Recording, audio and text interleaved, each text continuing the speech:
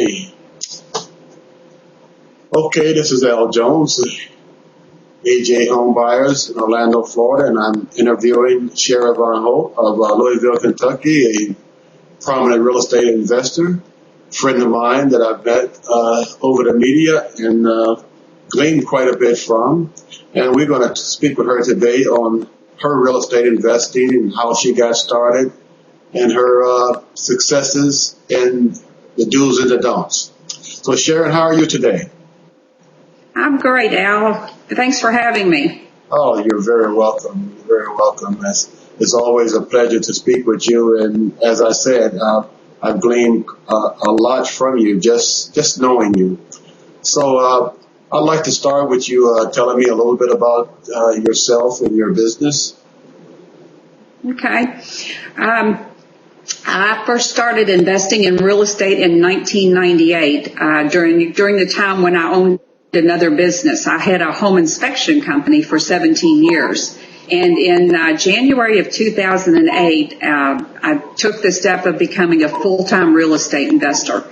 And it's just been wonderful. I love real estate, and it gave me the opportunity to focus on it full-time rather than just part-time. Good. So tell me, when you started, did you have your own money, or did you take courses, or just how did you get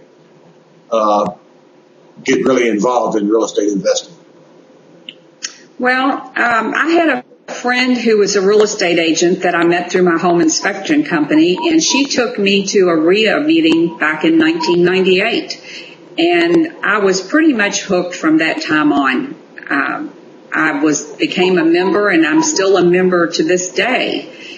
So I started out part-time. You know, I used, I guess you would say, like a small local bank, and lending was very favorable back then. It was pretty easy to get a loan, to get a construction loan.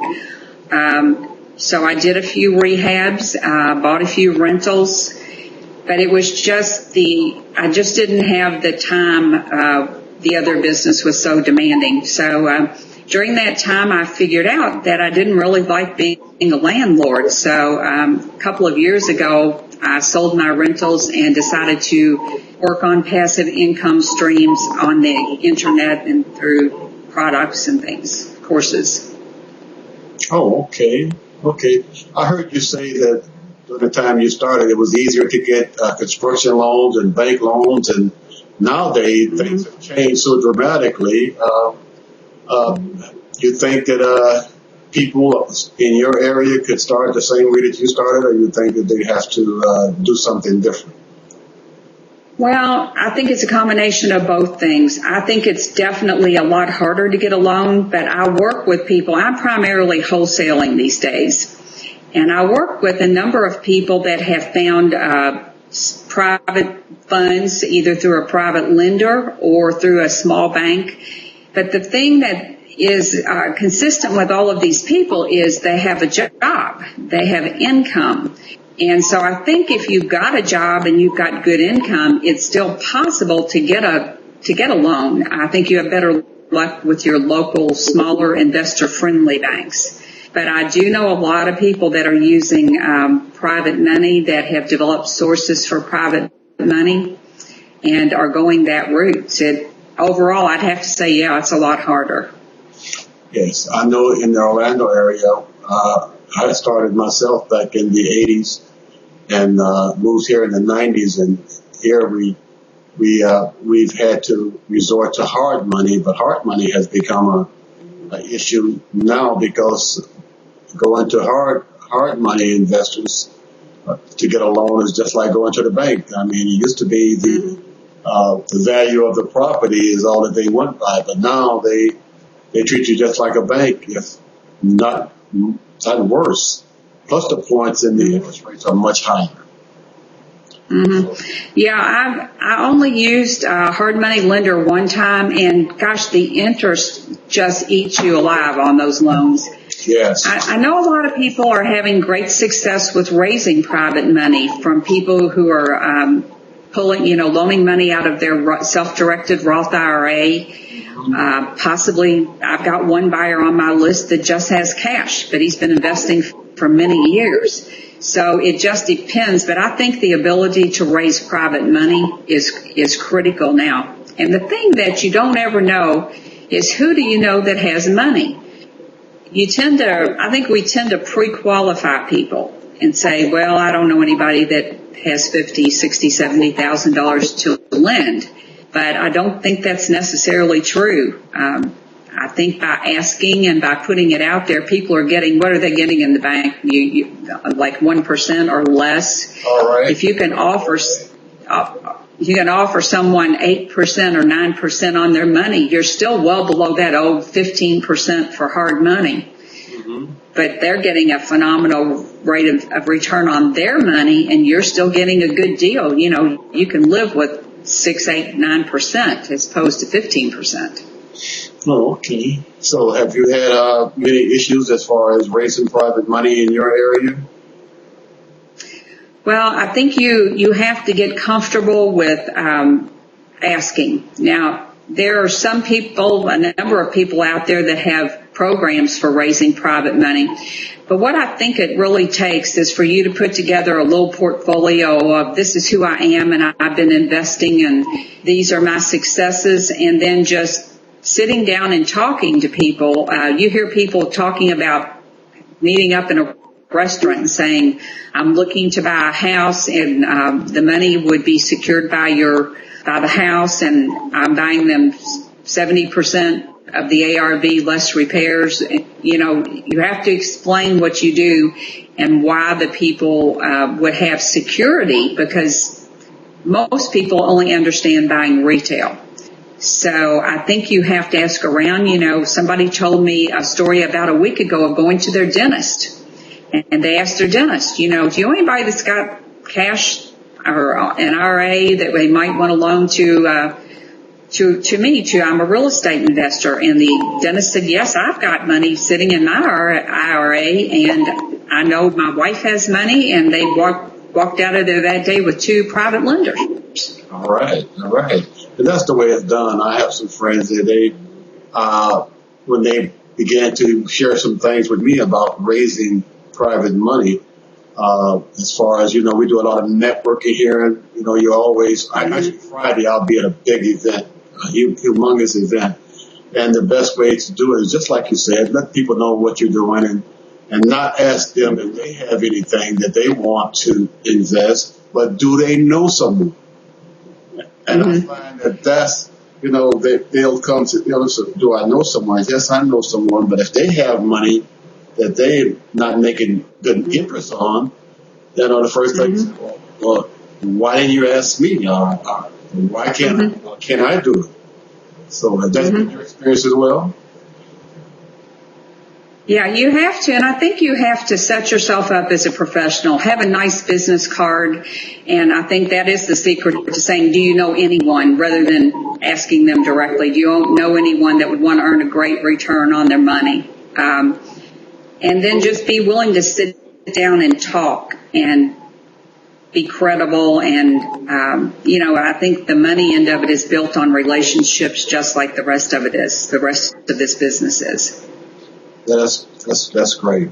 Well, you know, as I was sharing with you before we started the interview, I had a couple of ladies call me today, and they wanted to get involved in real estate investing.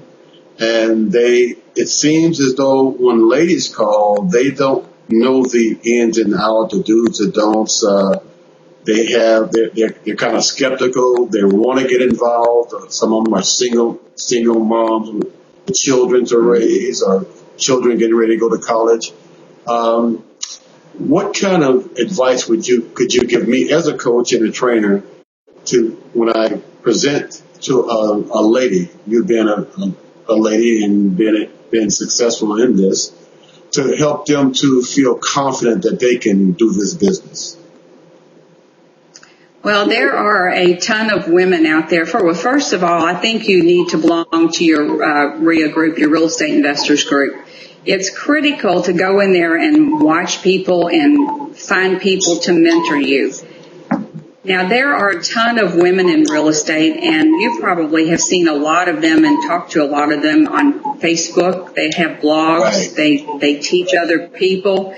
There might have been a time when there was a disadvantage. Someone asked me recently for an article, did I find it was difficult when I started out? And I said, after being in the home inspection business, which was definitely a male-dominated field, being a real estate investor was a piece of cake. But what I found was that in the beginning, all those years ago, people were willing to help, but somehow the door wasn't quite open all the way to the good old boys club. Mm-hmm. So, and I think other women found that too, and I don't even know that it was a conscious effort on their part so much as it had always been men, and they didn't really take us too seriously. I don't think it was a mean-spirited thing or anything like that. So what I have found is that women went out and they kind of made their own way, and they looked to other women. I certainly look online. I read a lot of blogs, and I see what other women are doing, and women are very willing to help other women. So I don't think that needs to be a huge concern. You've got a lot of strong women out there. I know you know Lolita. There are a number of people out there that are training. They're putting out courses. I'll have a course for probates and absentee owners out here by the fall.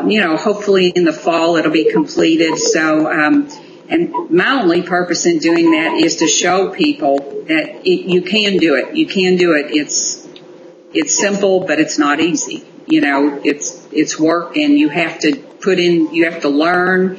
You have to read. I listen to webinars even now after all these years. I listen to webinars all the time, and I always take a piece of information away. Yes, you're right. You have to invest in yourself, and you have to read. You have to study. You have to network with other investors. I agree. And even after all these years, I've been in it since '87, and you have to continue. And another thing that I've learned, I don't know how you've experienced it, but I'm sure you have been in the industry. Things change so rapidly.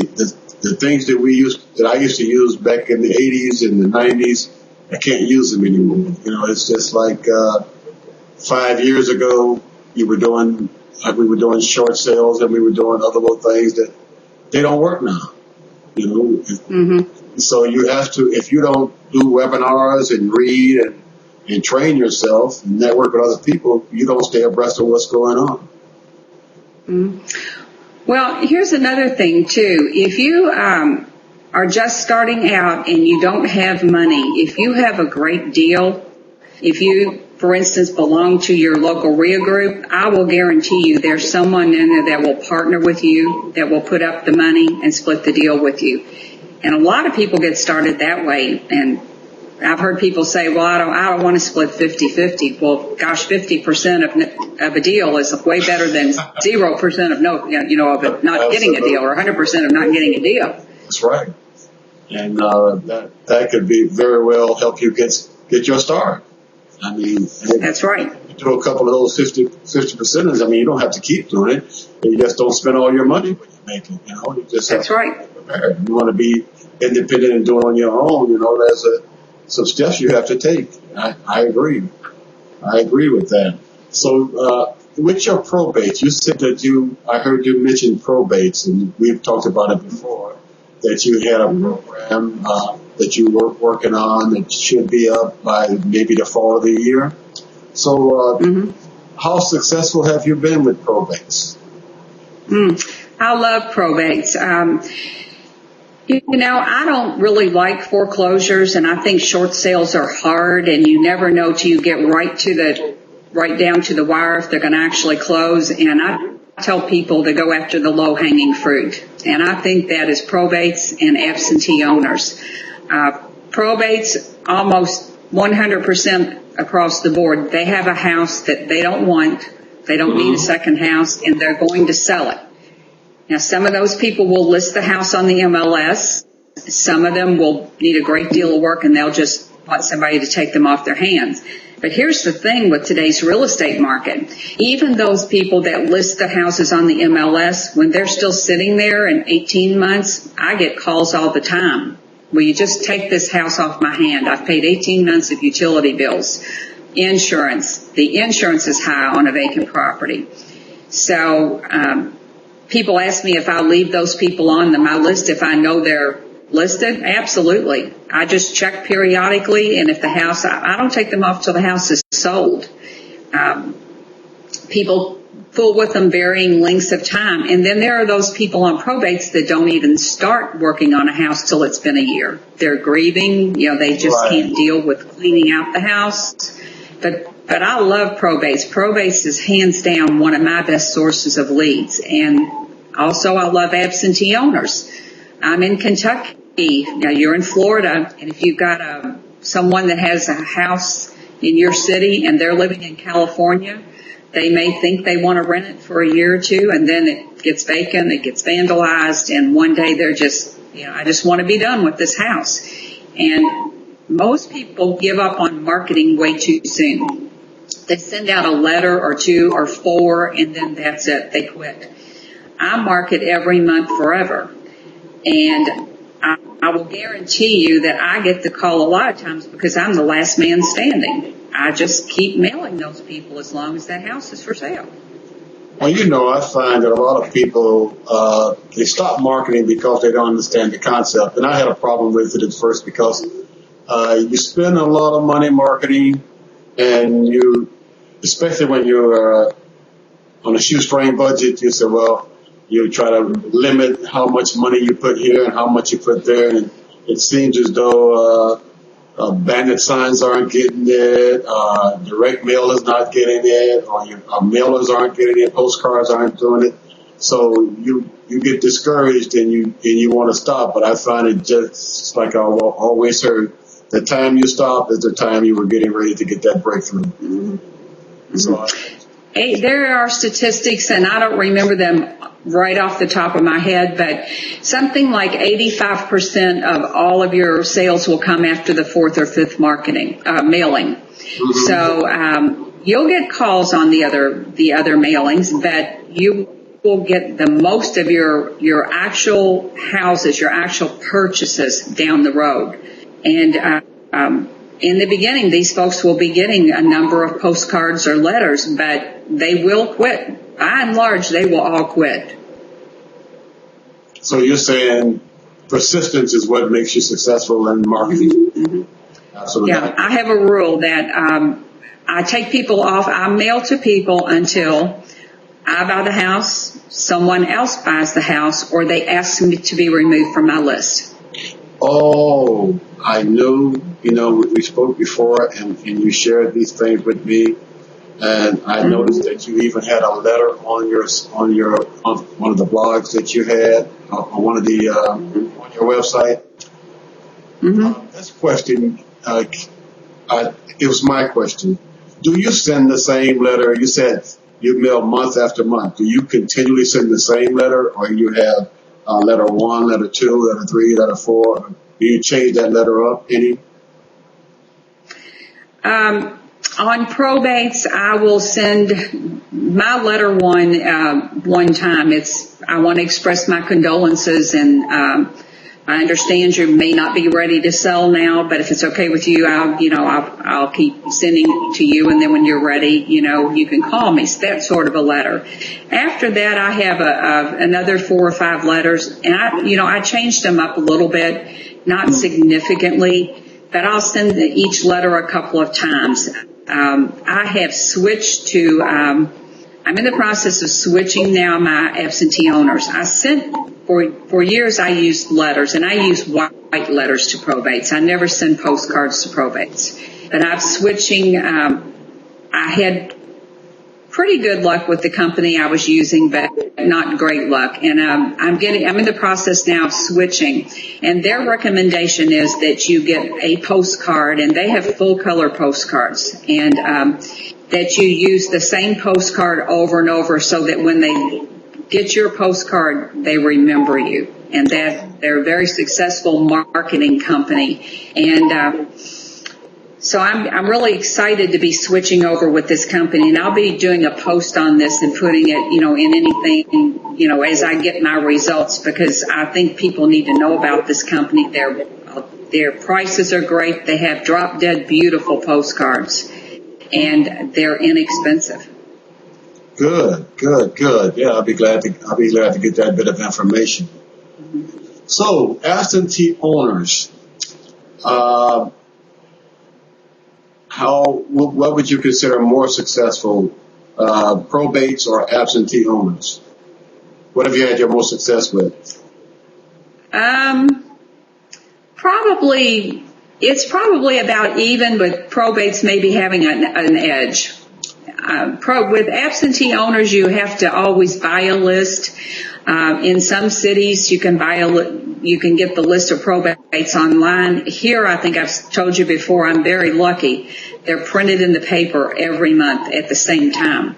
So they don't cost you any money for those leads. They cost you the time to look them up and be sure they have real property and that sort of thing. But you can always or almost always get the probate leads at no cost. So I tell people it's a great place to start.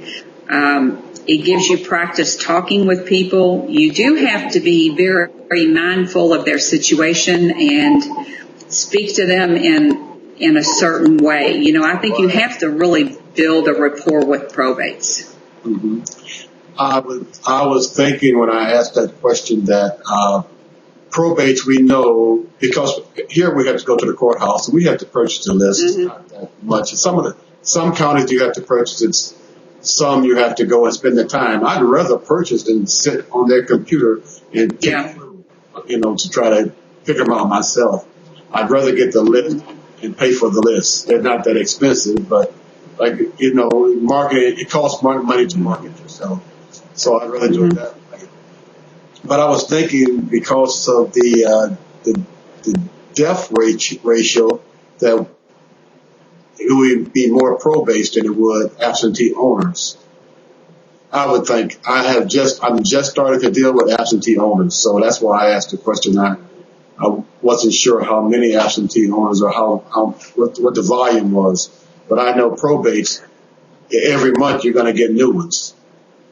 You're going to get new ones, yeah. And the question, when you're first starting out, like that first month, maybe you get 50 or 60. Will you leave those on, and next month you get 60 or 80, or however, the number is always different. But in a year or 15 months, you might have 1,000, 1,200 names. And then becomes the chore of going back and checking those and seeing which ones are sold and which ones aren't sold, that sort of thing. But in time, you're going to get a list that's going to stay pretty consistent at 900 to 1,200, 1,300 names. So you have, and like you said, you have new ones every month, and then some will drop off. Some people will call you and say, thanks, but the house is sold or whatever. You will have a few people asked to be taken off the list. But I can tell you honestly, in 4 years, I've only had about three or four people that called and said, I can't believe you're mailing to me. And once I explain that I will take them off the list and that I mail to let people know about the service, because a lot of people don't really know what you do with a house that needs $30,000, $40,000 worth of repairs. Once I explain it to them, they're no longer angry. They still may want to be off the list, but they say, okay, I get it now. But with the thing I like about absentee owners is with probates, you don't really know what the debt ratio is. It's kind of a crapshoot on that. But when you buy a list of absentee owners, what I do in my area, the median price of a house is about probably $158,000 or somewhere thereabouts. I don't change this all the time. So I get a list, and I'll get a list of homes that that are listed on the tax assessor's roll at about $50,000 up to about $200,000. And the reason I go up to $200,000 is I bought a couple of houses that had an after repair value of $200,000 that needed significant work that you could buy for $100,000. So the fact that they would eventually sell for $200,000, That just happens to be my range. Now, I also put in parameters that of areas that I don't want, like really bad areas, zip codes and war zones. I take all of those zip codes out when I get the list. The houses that are too expensive will be automatically removed because they won't fall within whatever your top parameter is. And then the last thing that I do is I want a debt ratio of no more than 60% of the after repaired value, because, you know, most investors buy on at 70% of the ARV less repairs. So there's just no point adding houses that, you know, are up there. Right. Well, that's pretty good, and that's basically the way we do it. The way we do it here in the Orlando area. And well, when you get your program together and your postcard system together, I appreciate letting me know. And I will do that. It was great having you on. Unless you have anything else to add, I don't think I have any more questions today. But like I said, I appreciate you coming on and sharing a few things that you shared with us today. And hopefully we can have you back on pretty soon, if that's okay with you. Well, I would like that. I like that. And I think it's good to share what you know with other people and give them encouragement. Lord knows I've needed encouragement over the years. So it's great to be able to do that. Yes, we all do. And again, I want to thank you. And until next time, you have a great day. Thank you, Al.